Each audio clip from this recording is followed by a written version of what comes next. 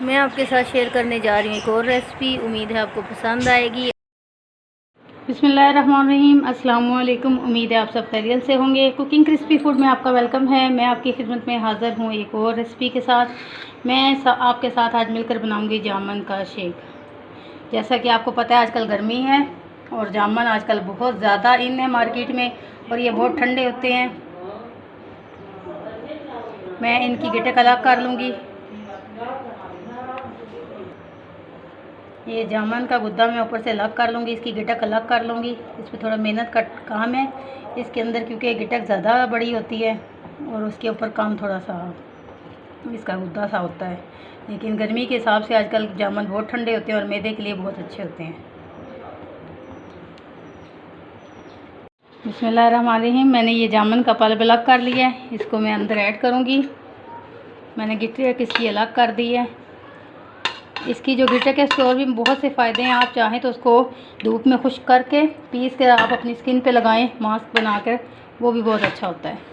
इसमें 2 टेबलस्पून मैं चीनी के ऐड करूँगी।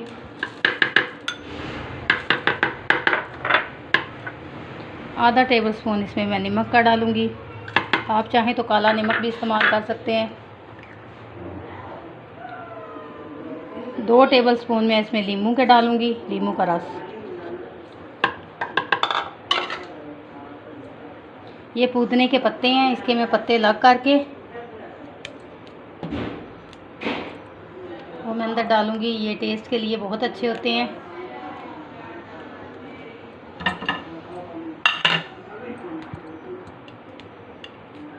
इसके पत्ते पत्ते सिर्फ हमने इस्तेमाल करने हैं, हमने इसकी डंडी इस्तेमाल नहीं करनी, डंडी सख्त होती है।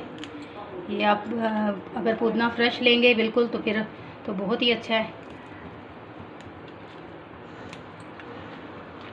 ये थोड़े से बर्फ़ के क्यूब्स डालेंगे, थोड़ा सा पानी।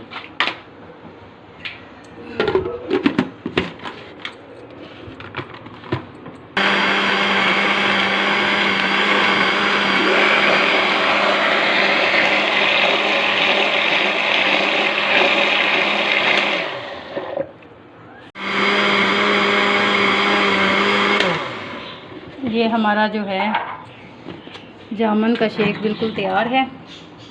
ये देखें, ये पल्प की तरह गाढ़ा गाढ़ा सा इसी तरह ये तैयार होता है। माशाल्लाह बहुत अच्छी खुशबू सी आ रही है एक पुदीने की।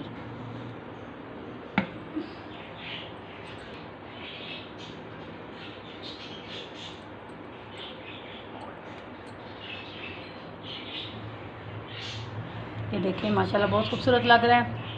आप हमारी वीडियो को देखिएगा और हमें कमेंट्स बॉक्स में ज़रूर बताइएगा आपको कैसी लगी। आप हमारी वीडियो को देखिएगा, लाइक कीजिएगा, चैनल को सब्सक्राइब कीजिएगा। अपनी दुआओं में याद रखिएगा। जहाँ भी रहें खैर आफियत से रहें। अगली वीडियो तक के लिए अल्लाह हाफ़िज़।